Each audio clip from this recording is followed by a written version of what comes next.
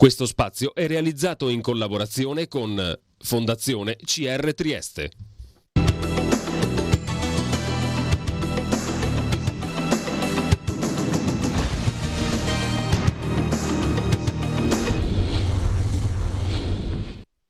Bentrovati a Trieste in diretta, buon pomeriggio a tutti. Noi parleremo in questa prima parte di trasmissione di Ambiente, lo facciamo in compagnia di Francesco Petruzzellis, ricercatore di botanica ambientale applicata all'Università degli Studi di Trieste. Bentrovato. Ciao, buongiorno. Dunque, il punto di partenza di questa nostra discussione è il magazine che è stato redatto dall'ARPA con la collaborazione di diversi enti, fra cui proprio le università di Trieste e di Udine, ma poi insomma altri che magari citeremo nel corso di questa mezz'ora circa assieme, un magazine che parla dei cambiamenti climatici e dello stato del clima in Friuli Venezia Giulia. Perché questa pubblicazione? Innanzitutto partendo anche non troppo da lontano, la scorsa estate il territorio regionale, poi magari su un focus diversi come la zona giuliano-isontina, la zona anche slovena, se vogliamo andare oltre confine, sono stati oggetti di violenti incendi di una dimensione e proporzione che non si era soliti diciamo assistere e vedere, e quindi immagino che da lì siano nati alcuni perché che sono poi stati inseriti in questo magazine. Di cosa vi siete occupati? Però è meglio che me lo spiega lei. Allora, diciamo che sì, sicuramente l'esperienza del 2022, gli incendi che ci sono stati in tutto il Carso hanno un pochino accelerato il processo, insomma, l'idea quindi di creare un magazine appunto che raccontasse quelli che sono gli eventi legati ai cambiamenti climatici e anche quelle che sono le possibili direzioni future, le considerazioni che persone che fanno parte insomma del panorama scientifico e non anche della regione insomma possono dare alla popolazione. Quindi abbiamo pensato di scrivere appunto questo magazine non tanto per fornire dei dati scientifici, un report e dicendo, ma proprio per raccontare quello che è successo e dare insomma un punto di vista, un punto di prospettiva rispetto ai cambiamenti climatici. Diciamo che in realtà il gruppo di lavoro che ha partecipato alla redazione è stato istituito ben prima del 2022, nel 2018, il gruppo Clima FVG, e si è occupato appunto principalmente inizialmente di redigere un report sui cambiamenti climatici, ma l'idea è proprio invece di avere un gruppo di lavoro che possa non solo fornire dati scientifici ma anche di divulgazione per la popolazione. Che quadro ne emerge da quello che avete raccolto voi? Il quadro che emerge è che sicuramente la nostra regione, ma come tante altre regioni, non solo in Italia ma nel resto del mondo, percepiremo insomma gli effetti dei cambiamenti climatici. Sicuramente ci saranno delle modificazioni a livello territoriale e quindi di conseguenza quello che dobbiamo fare noi è cercare di prendere in anticipo questi cambiamenti e cercare in qualche modo di attuare delle azioni per arrivare preparati. Chiaro. Quando noi parliamo di evoluzione dei cambiamenti climatici, diciamo in che asse temporale ci stiamo riferendo? Cioè i cambiamenti o ciò che noi assistiamo oggi al clima è frutto delle scelte di quanto tempo fa? Oppure nel perdurare di che arco temporale? Ecco, forse allora, questa così è un poco più... Certo, non è facilissimo rispondere a questa domanda. Diciamo che dal momento in cui siamo entrati nell'era industriale, certamente abbiamo iniziato a modificare o insomma a introdurre una nuova... A emettere qualcosa nel clima. Esatto, abbiamo una nuova variabile proprio nell'equazione clima, l'abbiamo iniziata a emettere noi, quindi se vogliamo proprio andare indietro, quello potrebbe essere un bel punto di partenza, diciamo, per le modificazioni del clima. Nell'asse temporale anche futuro chiaramente dipende, sì. Dipenderà da quanto saremo bravi noi a ridurre le emissioni di gas serra e in base a questo gli effetti che potremo vedere potrebbero essere sia nel piccolo termine, abbiamo visto appunto queste estati magari molto calde, molto siccitose, oppure nel lungo termine, ad esempio nella temperatura media e via dicendo, potremo avere anche effetti a lungo termine. Certo. Ecco, guardando alla scorsa estate, anche a quello che è successo con gli incendi, che insegnamento o che tipo di comportamento bisogna adottare per evitare calamità di questo tipo, o meglio cercare di governarle? Allora, sicuramente quello che abbiamo imparato è che è necessario gestire il territorio. Quello che è successo nel Carso l'anno scorso è stato sicuramente eccezionale, non sappiamo quanto frequentemente potrebbe capitare in futuro, le nostre stime dicono che non è improbabile, ecco, che possa risuccedere un evento del genere. Quello che abbiamo imparato è che però è necessario arrivare preparati, appunto, e imparare a gestire un po' il territorio. Il Carso, soprattutto in questi ultimi anni, parlo della parte soprattutto di vegetazione, diciamo è stato lasciato abbastanza non gestito, ecco. È un territorio molto frammentato e in cui le attività antropiche, le zone urbane anche proprio, sono strettamente affiancate, diciamo, alla parte naturale, sono proprio vicino alle aree più naturali. Sì. Chiaramente quando poi queste appunto c'è un incendio, prendono fuoco, chiaramente inizia a diventare un pericolo importante anche per i centri abitati. Quindi sicuramente imparare innanzitutto a porre una distanza tra quelli che possono essere i pericoli appunto derivanti dalla natura, e poi imparare a gestire questi ambienti naturali in modo da ridurre la quantità di biomassa che può prendere appunto fuoco e che quindi può provocare un avanzamento così rapido e importante di un incendio. Ecco, è tutto collegato, no? Cioè la siccità che comporta poche piogge e quindi il più facile innesco di tutta quella vegetazione che sia un po' incancrenita nel sottobosco, nel sottosuolo, e che quindi prende fuoco più facilmente. Però il fatto che ci sia la siccità deriva da altri fattori come l'inquinamento e altre cose, quindi è tutta una catena che comporta poi, diciamo, gli atti finali che noi li possiamo verificare come nubifragi, come incendi e tutto il resto. Alla base il principio, immagino, intenda un cambiamento di queste abitudini. Verso quale direzione nelle fattispecie, diciamo, singole? Allora, diciamo che la cosa principale, il fattore principale che dovremmo imparare a ridurre è sicuramente l'emissione di gas serra. Quindi tamponare, diciamo, questo aumento della temperatura che si porta dietro poi tutta una serie di altri fattori che possono aumentare questi eventi estremi, quindi sia da un lato la grande siccità come altri eventi estremi come invece le piogge molto abbondanti e via dicendo. Quindi sicuramente a livello forse più globale, certo, che locale, questa è una cosa. Il secondo certamente è quello, come dicevo prima, di gestire queste aree. Noi sappiamo che nel Carso gli eventi di siccità non sono arrivati da adesso, insomma, non sono una cosa degli ultimi anni, ma di per sé siamo in un clima submediterraneo che è prono a questo tipo di eventi anche prolungati di siccità. Il problema è che negli ultimi anni si sono accumulati diversi eventi appunto di siccità e una certa quantità di vegetazione, soprattutto alcune specie, quelle che sono meno resistenti all'aridità, sono andate incontro a eventi di mortalità anche massicci, il che significa che ci sono delle piante, cioè una certa quantità di biomassa secca che è in piedi e che è ancora lì e che non attende altro che di prendere fuoco, fondamentalmente. Ecco, in base a questo, molto interessante, in base a questo c'è l'idea di dover pensare a una nuova vegetazione in questo territorio? Cioè si dovrà impiantare un qualcosa di più resistente oppure la natura fa il suo corso? Allora, la natura fa il suo corso è una frase molto pericolosa, ecco, no? Me ne rendo conto, me ne rendo conto. Chiaramente quello che può succedere, ad esempio, adesso è che si sono create ampie zone in cui le piante che c'erano prima non ci sono più, oppure ci sono le carcasse, diciamo, individui morti.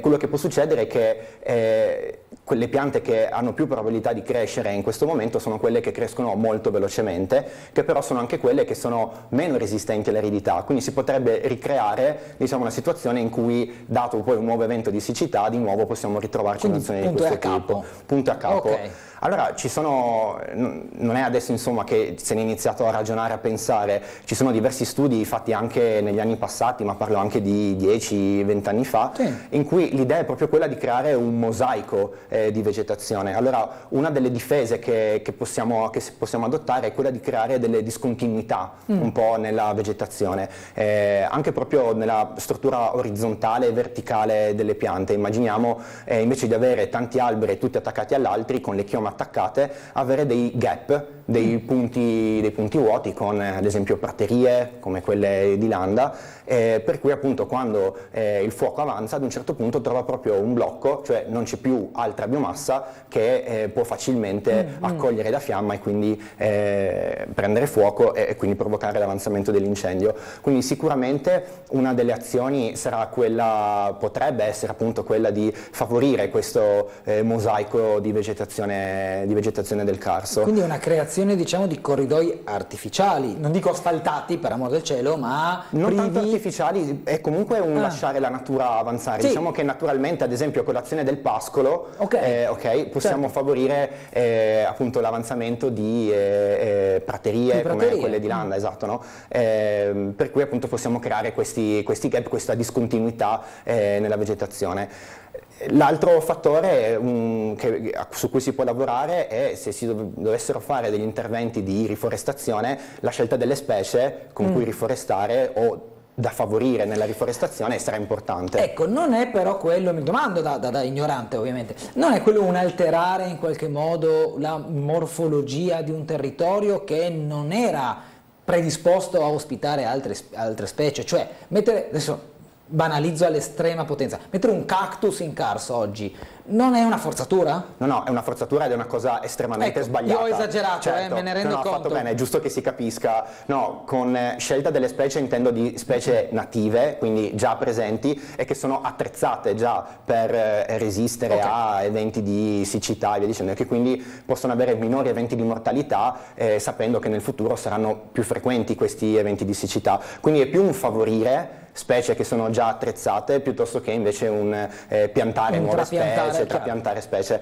Quello no, anzi sarebbe un errore difatti no, grave. Era secondo me, mio modesto parere, è bene specificare questo, perché sennò poi nel messaggio collettivo c'è quello di sostituiamo tutto ciò che oggi versa in una situazione di difficoltà a causa dell'inarrestabile processo dei cambiamenti climatici e quindi togliamo la quercia e mettiamo il bambù. Cioè, ecco, assolutamente no. Questo intendiamo dire. Sì. Non si tratta di questo, si tratta più di utilizzare la testa nel attrezzare delle aree con quelle specie già autoctone ma che hanno meno rischio probabilmente di incorrere in divampazioni di incendi piuttosto imponenti. Immagino che sia questa la ratio, esatto, no? Esattamente. Alle spalle dell'iniziativa.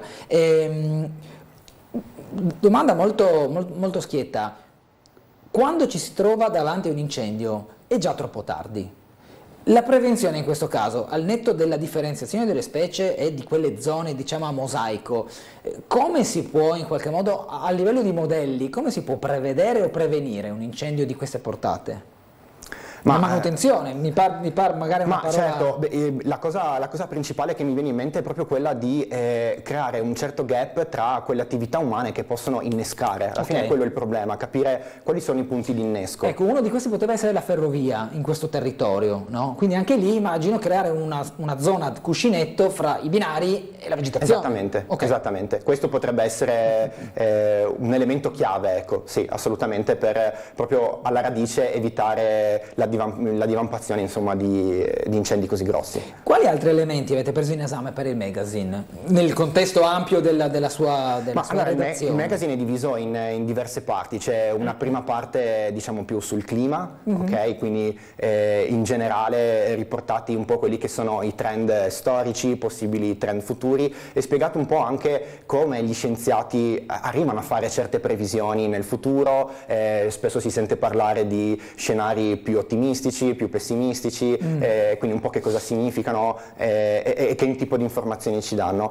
Poi ci sono delle parti un po' più specifiche rispetto agli eventi o ai possibili eventi che sono appunto capitati negli ultimi anni. C'è una parte sul mare, chiaramente, quindi cosa sta succedendo a livello marino, sulle condizioni climatiche del mare, i possibili effetti che possono avere questi cambiamenti sulla biomassa terrestre, quindi sulle piante, e poi c'è una parte di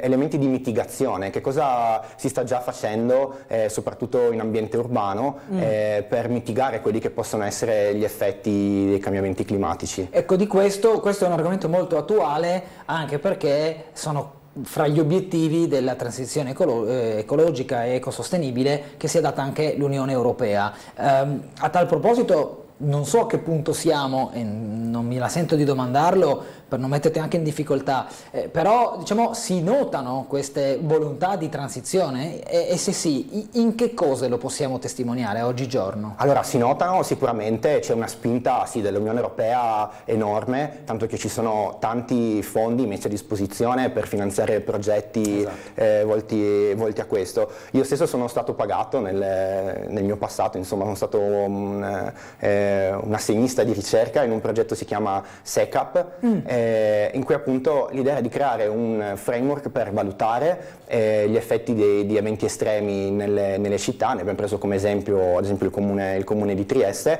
e anche quelli che possono essere le azioni di mitigazione.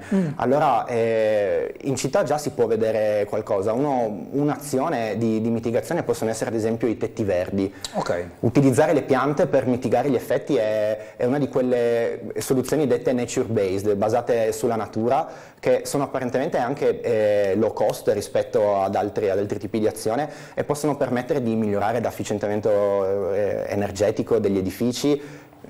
Banalmente, se abbiamo un tetto verde è più facile che la temperatura all'interno dell'edificio venga mantenuta in un range desiderabile, ecco, quindi se fa tanto caldo all'esterno le piante possono un po' mitigare l'innalzamento della temperatura all'interno dell'edificio, e quindi noi non abbiamo bisogno di accendere il climatizzatore per troppo tempo e via dicendo. Però cosa intendiamo per tetti verdi? Cioè sono diciamo tetti che sono costruiti in una maniera organica oppure rivestimenti? Rivestimenti. Sì, per tetti verdi rivestimenti. Domando proprio per conoscenza. No, ecco, no? Immaginate proprio dei tetti su cui sono presenti dei moduli che contengono un certo substrato, una certa quantità di substrato, su cui sono proprio piantate delle piante. Ok. Questo per la città. Poi c'è anche tutto il percorso di efficientamento dei palazzi. In questi anni siamo stati bombardati dalle ristrutturazioni, il 110% e tutto ciò che compete, il cappotto e compagnia. Quello ha un effetto concreto? Ma allora io non mi occupo diciamo di questo, quindi non ho proprio dei dati alla mano. Quello che posso dire è che è apprezzabile comunque l'idea e la volontà, ecco, di insomma, se dobbiamo adattarci, no, a delle nuove condizioni climatiche, chiaramente anche quello che abbiamo costruito nel passato necessita di un aggiornamento. Chiaro. Ecco. Dovremmo abituarci a un clima di questo tipo che tendenzialmente, almeno nella Venezia Giulia o in Friuli Venezia Giulia, sarà sempre più caldo? Allora, seguendo, come dicevo prima, i modelli climatici, sì, la direzione in cui stiamo andando è un innalzamento delle temperature. Chiaramente in alcuni punti saranno più sentiti, in alcuni meno. Parlo ad esempio delle aree urbane, aree un po' più pianeggianti, più vicine alla costa. Ecco, lì l'aumento della temperatura sarà effettivamente un po' più sentito. E chiaramente questo sta seguendo il trend globale che c'è in tutto il mondo. Certo, e a soffrire particolarmente, ho letto almeno dal sito dell'ARPA, saranno le zone costiere. Città come Grado hanno un rischio sempre più elevato non solo di fenomeni di mareggiate e quindi disagi, ma anche di un innalzamento tale da rendere quasi difficoltoso poter vivere in città di questo tipo. Sono, come dicevo prima, tutti effetti collegati. C'è anche questo all'interno del magazine? Sì, uno studio sul mare fondamentalmente? Sì, c'è anche studi sul mare, sul grado di marinizzazione ad esempio delle lagune, o soprattutto di quale potrà essere le strategie di conservazione di alcuni habitat particolari come quelle delle barene, ad esempio, che stanno subendo un certo livello di erosione appunto a causa dell'innalzamento del livello del mare.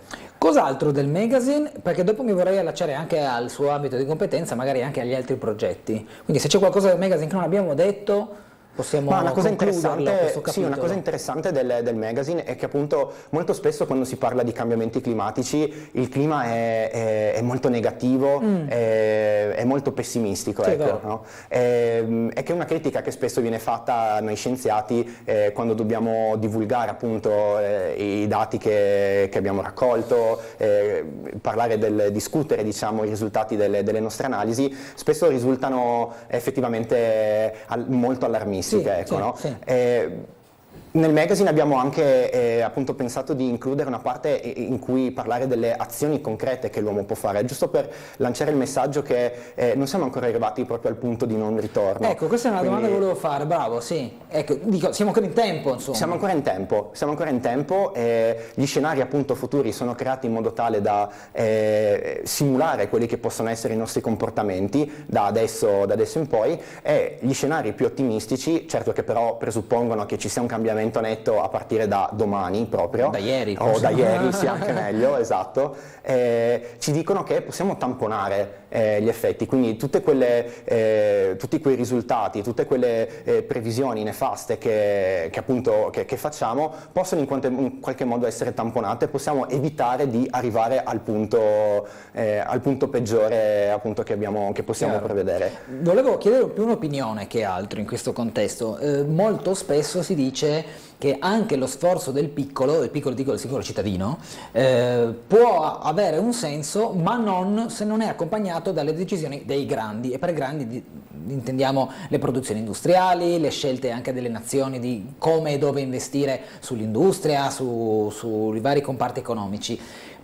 Un'opinione, perché non si tratta di una raccolta di dati in Certo. questo caso, quanto effettivamente conta lo sforzo del singolo cittadino a consumare meno acqua, riciclare bene i rifiuti, fare la propria parte, rispetto invece alle macro decisioni? A titolo di opinione, ripeto. Ma personalmente conta molto, anche perché se pensiamo a quante persone siamo, se poi veramente i numeri sono grandi, esatto, i numeri sono grandi, quindi ricette particolari non penso che esistano, e non ci credo molto quando sento appunto la soluzione a tutti i mali e questa e via dicendo, però anche solo l'idea, nel momento in cui dobbiamo fare una qualsiasi scelta nella nostra vita, che cosa comprare al supermercato, come raggiungere il supermercato e via dicendo, se in questo tipo di scelte ci mettiamo dentro che cosa può fare bene al clima, che cosa può mitigare questo effetto, questa azione che appunto effetto può avere sul clima, se già solo ci mettiamo questa domanda e agiamo di conseguenza, penso e credo che i risultati possano essere anche importanti. Poi è chiaro che se dopo le grandi decisioni sono anche accompagnate da una coerenza, diciamo, e tutti si va verso la stessa direzione, si può evitare quel punto di rottura di cui si parlava prima. Questo va da sé. Qual è dunque, al di là del contributo che lei ha dato su questo magazine, il suo ambito di ricerca qual è? In generale, poi magari andiamo nel particolare. Certo, io sono un ecofisiologo vegetale. Nell'ultimo anno mi sto occupando anche di telerilevamento, e l'idea è quindi di usare sensori che sono montati sui satelliti o sui droni per ricavare delle informazioni riguardo l'ambiente. Okay. Nello specifico per me è la vegetazione. Ok. In quali progetti è stato o è coinvolto o sarà coinvolto nella materia, diciamo? Allora, diciamo che uno freschissimo appunto riguarda gli incendi, ed è la capacità di prevedere e di stimare il contenuto d'acqua della vegetazione da remoto usando i satelliti. Abbiamo la fortuna di avere dei satelliti che hanno dei tempi di rivisita, cioè che ripassano nello stesso identico punto molto frequenti, quindi ogni circa 3-5 giorni posso avere una fotografia di quello che c'è aggiornato. Esatto. Quindi l'idea è inizieremo a fare i campionamenti nei prossimi giorni, di andare nel Carso, abbiamo diversi punti in cui misurare proprio il contenuto d'acqua della vegetazione lo stesso giorno in cui il satellite passa sopra quel determinato punto. E ci sono delle tecniche per cui poi si possono estrarre delle informazioni appunto da questi sensori montati sui satelliti. Vogliamo costruire un modello per capire se è possibile appunto stimare, lo sappiamo già che si può fare, e una volta creato questo modello potremo andare indietro nel tempo, perché possiamo accedere anche ai passaggi precedenti che il satellite ha fatto nello stesso punto, e capire che cosa è successo nei momenti appena prima lo scoppio degli incendi l'anno scorso. Mi corregga se sbaglio, attraverso questo tipo di studio si può capire quanta acqua è contenuta all'interno di una zona o comunque di una singola alberatura. Adesso non so se andate a zone o a... Diciamo che noi vediamo l'oggetto più piccolo è 10 metri, quindi vediamo tutto quello che c'è dentro in 10 metri. In 10 metri. Ecco, e da lì, in base a quanta acqua è presente, si può capire se quella zona prenderà fuoco o no. Adesso lo dico in maniera molto molto gergale. Si può costruire un modello di probabilità, ok? Quindi qual è la probabilità che arrivato a quel contenuto d'acqua, se c'è appunto un innesco vicino, allora quella biomassa ha probabilità appunto di incendiarsi. Ok, è molto interessante, c'è un modello previsionale che ha una tendibilità di che tipo a oggi? Allora, ad oggi non c'è ancora il modello, quindi questo non glielo so dire. A livello previsionale non si può. Diciamo che però già l'Unione Europea utilizza in maniera simile dei satelliti appunto per creare a ritroso, diciamo, evidenziare quelli che sono state le aree incendiate e dare un grado di severità dell'incendio che è passato. E ci sono dei tool per provare a prevedere, a stimare una certa probabilità. L'idea nostra è di personalizzare, diciamo, questo tipo di modello sulla vegetazione che c'è proprio sul Carso. Certo. Questo è un progetto in essere? È in essere, esatto. Sì. Quindi diciamo il lavoro ora si concentra su quello. Altri progetti, visto che abbiamo un minutino scarso, se vuole descriverci qualcosa di suo? No, assolutamente. Altri progetti, io mi sono da sempre occupato della resistenza all'aridità delle specie, di trovare dei modi veloci per misurare questo tipo di caratteristica della vegetazione. Allora, uno studio che abbiamo fatto, ad esempio qualche anno fa, era proprio quello di capire nell'intera regione Friuli Venezia Giulia quale fosse il livello di resistenza all'aridità in nelle diverse aree naturali del Friuli Venezia Giulia e di costruire un modello rispetto al clima storico, cioè una certa comunità di specie vegetali ha raggiunto una certa resistenza all'aridità in quel determinato punto, perché probabilmente ci sono state una serie di condizioni climatiche che hanno portato a quel livello di resistenza a essere vincente. Allora negli scenari futuri cosa succederà in quel determinato punto? Saranno favorite le specie più resistenti o meno resistenti? E allora su quello è stato un punto di partenza e vorremmo continuare, insomma, per cercare appunto di descrivere il più possibile, in modo più attendibile, quella che potrà essere la dinamica della vegetazione nel Friuli Venezia Giulia. Diciamo che la parola d'ordine è prevenire, perché tutto quello che ci ha descritto sono studi, modelli, raccolte di dati che vanno a prevenire situazioni più catastrofiche, anche perché andare a curare dobbiamo chiamare i pompieri e mandarli sul punto, quindi insomma è molto interessante anche per giocare d'anticipo su quelli che sono i cambiamenti. Sono rapidi i cambiamenti, li possiamo definire rapidi oggigiorno i cambiamenti climatici? So che è difficile una definizione di un fenomeno di questa portata. Certo, però dipende dagli eventi che prendiamo in considerazione, però sappiamo anche che i cambiamenti climatici, la velocità con cui avvengono non è uguale su tutto il globo, e quindi sì, sicuramente ci sono delle zone in cui i cambiamenti sono molto molto rapidi, molto più rispetto ad altre, e insomma lo stiamo vedendo anche noi, insomma, questi eventi frequenti di siccità, aumento delle temperature, insomma la loro frequenza sta aumentando molto rapidamente. Certo. Dobbiamo chiudere, grazie a Francesco Petruzzellis, ricercatore dell'Università di Trieste, per averci dato conto di questo importante modello su cui stai lavorando e che ha una stretta attualità con ciò che abbiamo assistito nel Carso la scorsa estate, speriamo di non vedere più a lungo, se non mai. Grazie ancora, buon pomeriggio. A lei, grazie. Ci fermiamo qui, dopo la pubblicità però ci sarà una seconda parte di Trieste in diretta che cambia decisamente argomento. Bentrovati amici telespettatori alla seconda parte di Trieste in diretta. Con noi è tornato nei nostri studi Saul Laganà, ben trovato. Grazie, buongiorno a tutti. Pronto per un'altra edizione di Estate in Movimento alla Pineta di Barcola, ma sono tanti i corsi e le iniziative che promuovete anche quest'anno. Si parte il 3 luglio, cosa ci aspettiamo quest'anno? Intanto è la 25esima edizione, quindi sono 25 anni che facciamo attività motoria, la offriamo gratuitamente, declinandola in varie forme alla popolazione e ai turisti.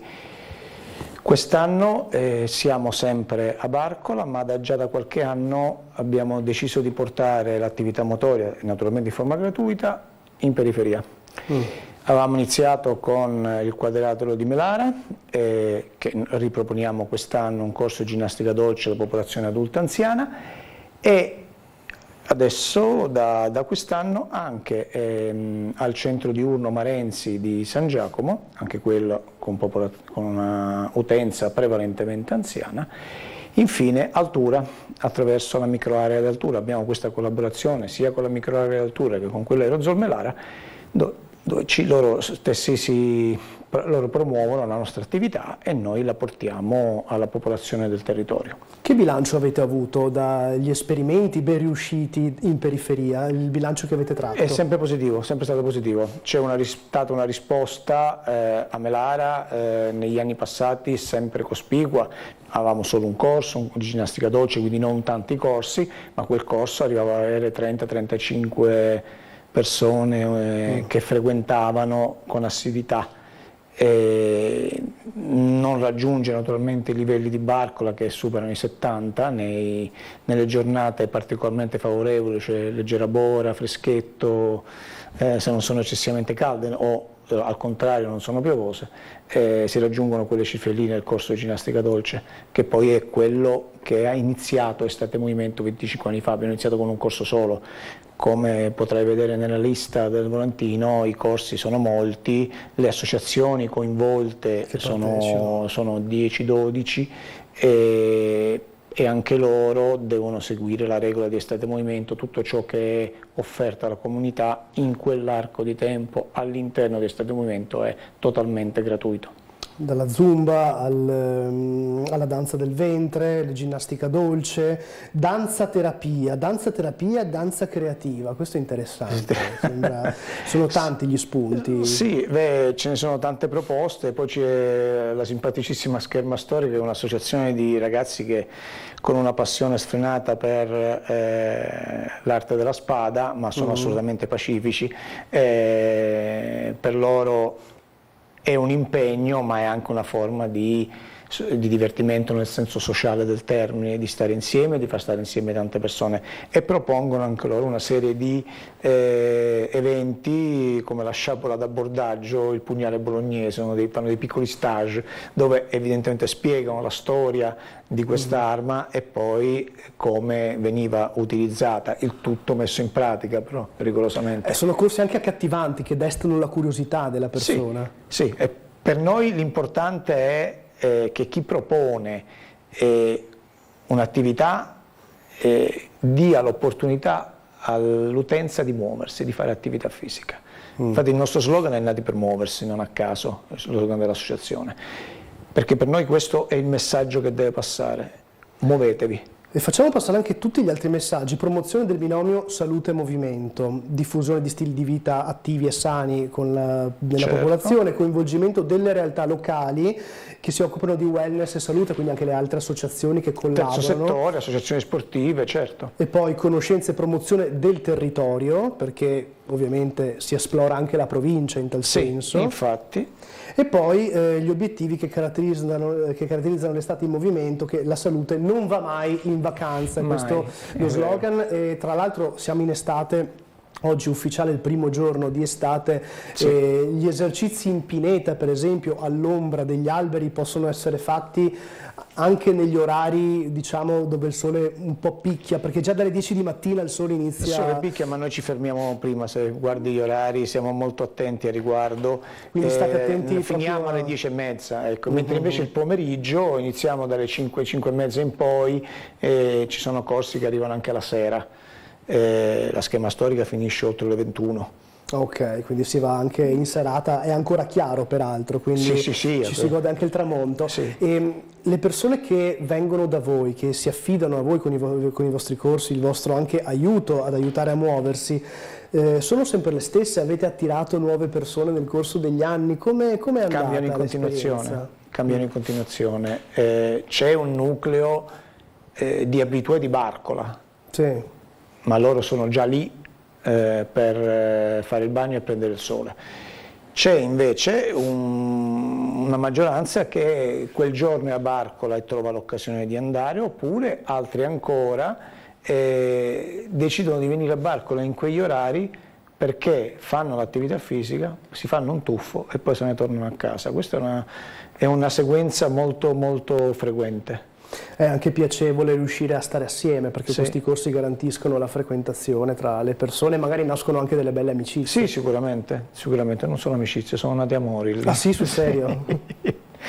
Questo è interessante, è una buona opera, insomma. Sì, parlo delle persone del corso di ginnastica dolce al mattino, quindi per la terza età. Ok. È capitato, sì, diciamo che l'anno dopo li abbiamo visti andare insieme, l'anno dopo ancora insieme, cioè abbiamo capito che... Avete creato una coppia? Sì, no, si sono trovati, ecco, noi sempre un vettore siamo. No, certo, però insomma fa comunque piacere. Sì, fa piacere Novità particolari quest'anno, a parte la nuova location anche la del danza terapia del centro sabato mattina, non avevamo mai fatto attività motoria sabato mattina, anziani? e Ok. quindi l'insegnante di danza terapia ha chiesto di fare il sabato mattina, abbiamo accolto, e poi l'utenza è interessata del Marenzi, perché non eravamo mai andati al Marenzi, lo porteremo lì.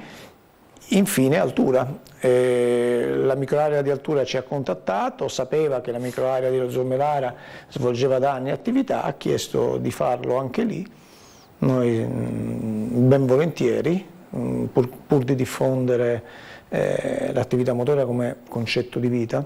Io poi in particolare mi occupo di persone con patologie croniche, quando faccio attività motoria loro, quindi per me è ancora più chiaro quanto sia fondamentale restare in movimento, soprattutto alla mia età e all'età di persone più grandi di me. Insomma, anch'io ho i miei anni e capisco che è importantissimo. Ci sono persone che vengono a chiedere consigli anche durante le lezioni, prima Ciò accade o in dopo. tutte le lezioni di qualunque attività sportiva. Ci sarà sempre un allievo, un'allieva che ti chiedono qualcosa. L'importante per noi insegnanti o istruttori o istruttrici è avere una profonda conoscenza dei propri limiti.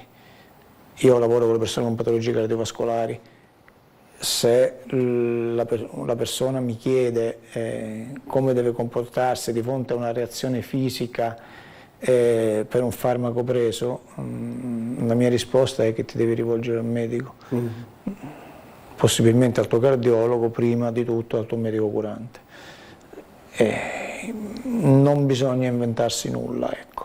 Dopodiché se mi parlano di mal di schiena, ok, posso dare consigli sulle posture, alcuni esercizi, anche lì però se c'è da effettuare una riabilitazione è giusto che sia il fisioterapista a farlo, perché lui fa specificamente quello. Insomma, sempre ognuno deve riferirsi fare al il suo professionista mestiere del settore. esatto, e sapere quali sono i propri limiti, altrimenti si rischia di fare male.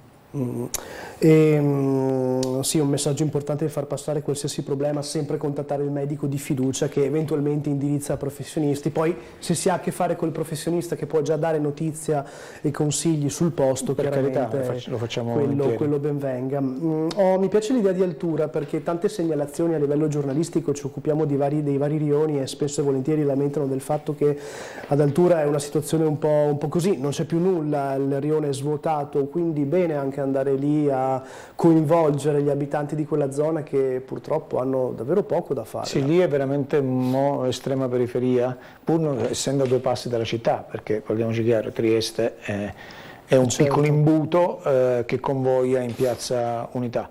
Non dovrebbe essere così difficile portare lì delle iniziative. Capisco che magari le priorità sono altre a livello di pubblica amministrazione, però diciamo che si abbandona una parte della città, il degrado poi diventa difficile da riuscire a limitarlo e a farlo sparire.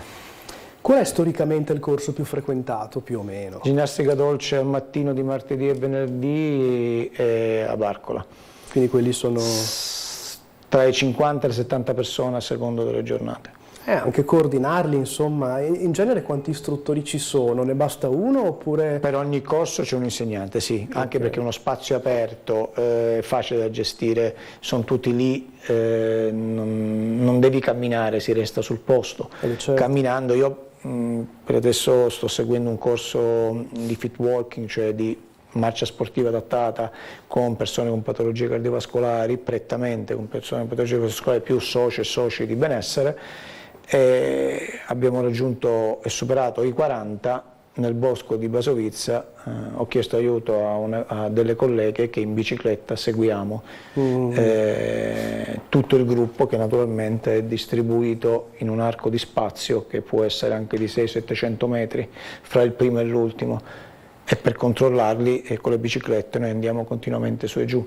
Per controllare che tutto prosegue. A Barcola tutto questo non è necessario, a Barcola l'insegnante con un colpo d'occhio li ha tutti lì. Certo. Anche perché poi tendono ad avvicinarsi all'insegnante per sentire e vedere meglio. Quindi. Tanti corsi, anche lo yoga, l'abbiamo detto, Zumba, Aikido tradizionale, ma nello stile di Iwama? Sì, è uno stile, ripeto, noi siamo un contenitore, per cui l'associazione che se ne occupa con il maestro offre questo servizio. Io non conosco la Iwama Budokai ASD. Sì, esatto, l'associazione stessa, una volta che si viene sul posto, tanto è gratuito, ripeto, si può venire lì in qualunque momento senza prenotare, se no possono provare a scriverci a sdcbenessere@gmail.com o guardare sulla pagina Facebook benessere ASDC Trieste, esatto. E lì fare delle domande che noi giriamo alle varie associazioni. Ah, ok, quindi vi occupate anche di fare da mediatori da questo punto di vista, in modo tale che tutti siano informati. Esatto, se ci chiedono informazioni specifiche noi le giriamo immediatamente all'associazione, che a quel punto contatta la persona interessata. Interessante anche perché avete un gruppo eterogeneo di persone che frequenta tutti questi corsi, giovani, meno giovani. Sì. Si va dai 12-15 anni fino agli oltre 90. Insomma, anche una bella soddisfazione, vuol dire aver creato un sistema sostanzialmente. Sì, è un sistema piccolo naturalmente, autofinanziato. Non è poco, non è poco dire questo. Tra l'altro, per quanto concerne i 25 anni di Estate in Movimento, che è un bel traguardo, prima ti ho chiesto un bilancio rispetto agli anni appena precedenti, soprattutto per il lavoro fatto sulle periferie. Invece io adesso ti chiederei un bilancio complessivo, cioè com'è cresciuto questo progetto, come si è sviluppato, quali sono state le difficoltà anche da superare magari nel corso del tempo, se ci sono state?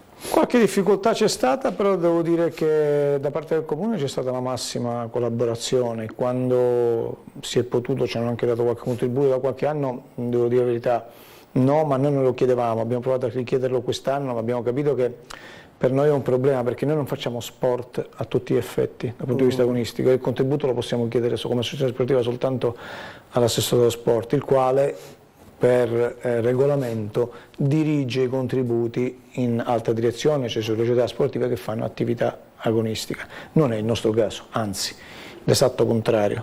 Noi ci guardiamo bene a fare attività agonistica, vista l'utenza dei soci e socie durante l'inverno che abbiamo, patologie croniche, persone anziane, adulti anziani. Quindi l'evoluzione di Estate Movimento è stata con un corso il primo anno di ginnastica dolce e poi pian piano un po' si è sparsa la voce, un po' abbiamo fatto promozione noi, sia attraverso il piccolo, attraverso voi Tele4, attraverso volantinaggio, come faremo anche quest'anno. Quando è arrivata internet, a quel punto è stato un po' più semplice veicolare, soprattutto con le mail. Abbiamo una mailing list e diffondiamo il volantino, poi le Habitat microaree, le unità operative territoriali diffondono i servizi sociali, noi mandiamo al servizio sociale del comune i volantini e loro lo fanno sapere alle persone, visto che già collaboriamo col servizio sociale attraverso i progetti invernali, come Attivamente per esempio.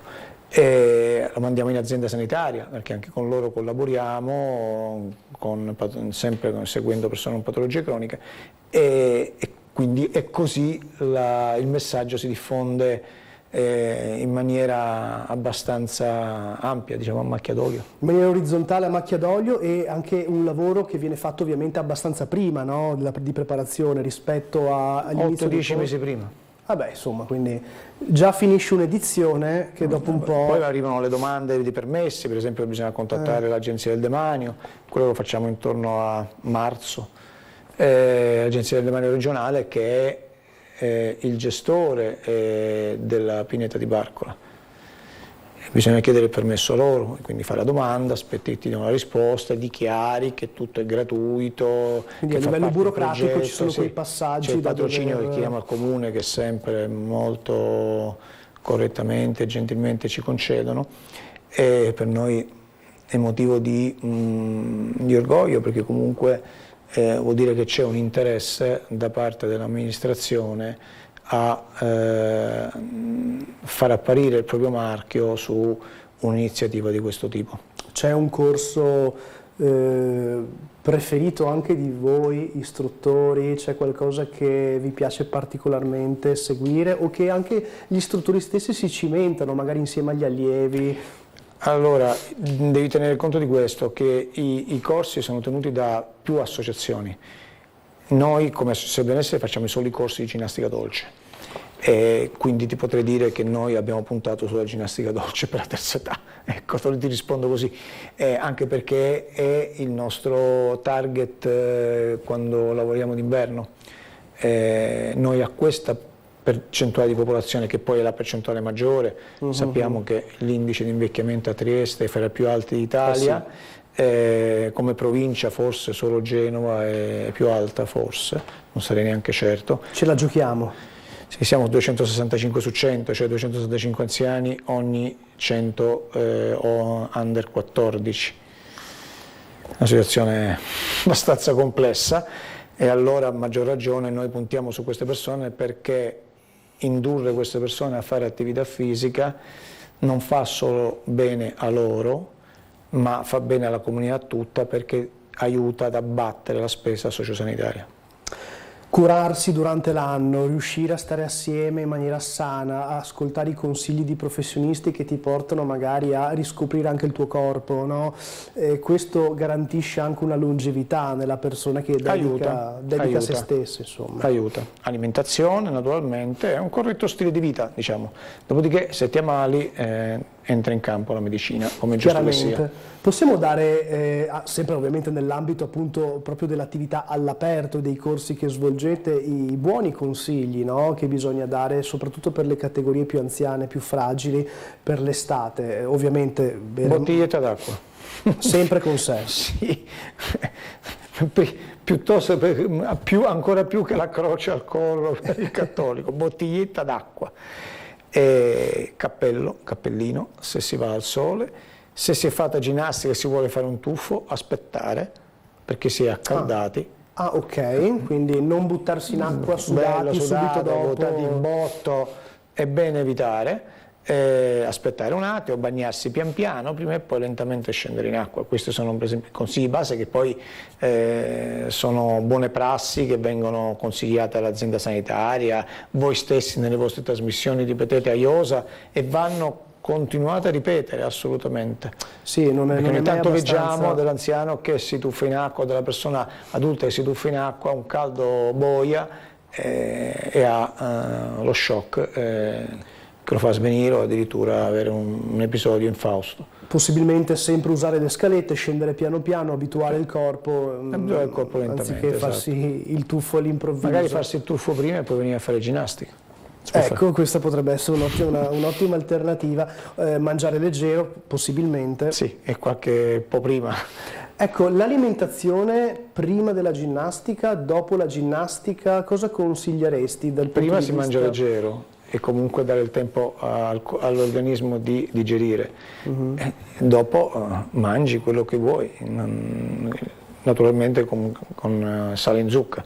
Certo. Faccio un'ora di ginnastica e poi mi vado a fare le salsicce di cranio con la iota, va bene, però insomma... Magari lo si assaggia ma non si mangia il piatto intero. E cosa volevo chiedere ancora? E non ogni giorno. E non ogni giorno, magari, non d'estate in realtà. Potremmo continuare ore giustamente a dare anche consigli, perché li sentiamo spesso, il Ministero della Salute li divulga spiega sempre con oculatezza e con accuratezza. Saul, ti volevo chiedere, sappiamo che c'è una problematica a Barcola che riguarda i parcheggi.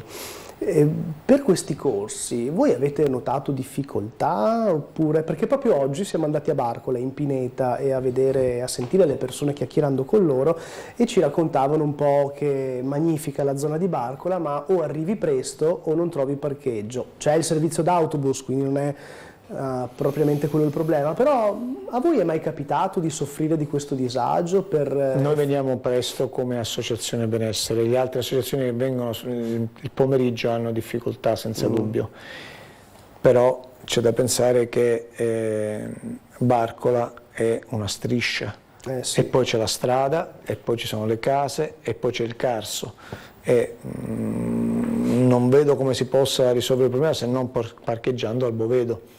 Ma quello è molto comodo, devo dire la verità. Ed è molto comodo, in fondo sono a piedi 5-7 minuti. Un riscaldamento prima della ginnastica. Tra l'altro, ma anche poi semplicemente per andare al mare, quello è un bel parcheggio, eppure è gratuito, non si comprende il motivo di non utilizzarlo, non dobbiamo per forza come scuola accompagnare il bambino sotto il portone della scuola, certo. Ecco che è una prassi purtroppo pessima di moltissimi genitori. Sarà che io sono vecchio e che andavo a scuola a piedi facendomi 500 metri da solo alle elementari. C'è molto controllo forse oggi anche da questo punto di vista. Io sono stato un padre ansioso pure, lo sono tuttora, nonostante mio figlio abbia 22 anni, però me ne rendo conto, per cui cerco di porre un freno. La ginnastica dolce è molto frequentata ogni anno, ma mi chiedo, persone nuove che arrivano, lo abbiamo già raccontato, persone che presentano altre persone, c'è qualcuno che ha portato amici, parenti? Sì, c'è in particolare una coppia di sorelle, una di queste ha il figlio in Francia. Ok. Il figlio in Francia viene a Trieste a trovare la mamma, quindi i figli, e quindi vengono a trovare la nonna, si va a Barcola a fare ginnastica. Fantastico, belle, dai, sono anche belle queste cose. Sì. Ricordiamo anche i riferimenti. Allora, c'è anche il vostro numero di telefono da poter contattare? Meglio mail, la pagina Facebook e il sito internet. asdcbenessere@gmail.com per quanto riguarda riferimento alla mail, www.benessereasdc.it è il sito dell'associazione da poter visitare, Benessere Trieste ASDC il Facebook, il canale social che potete cliccare, e c'è anche Benessere ASDC di Instagram per riferimento anche su quella foto, piattaforma. immagini, Ecco, certo. Esatto, perché voi ovviamente sul sito e sui mettiamo social le immagini, sì, che ogni anno ovviamente mettete quelle nuove, esatto. Il report fotografico insomma delle persone che giustamente con voi si divertono. Allora io ringrazio Saul Laganà per essere stato con noi, in bocca al lupo ovviamente per Estate in Movimento. Viva il lupo. Il 3 luglio abbiamo detto, fino al 31 agosto e avanti praticamente per quasi non ci fermiamo neanche a Ferragosto, per quasi tutta l'estate, e complimenti per lo sforzo fatto sulle periferie perché ha avuto successo, e adesso abbiamo detto avete la prova del centro anziani Marenzi, giusto? Centro diurno Marenzi, insomma, e poi anche altura, molto importante altura, soprattutto perché è un rione che ha bisogno di rivitalizzarsi, quindi bellissima anche questa iniziativa. Grazie Saul Laganà, grazie a voi telespettatori per aver seguito anche questa parte di Trieste in diretta, e io vi auguro buon proseguimento con la vostra serata. Buonasera.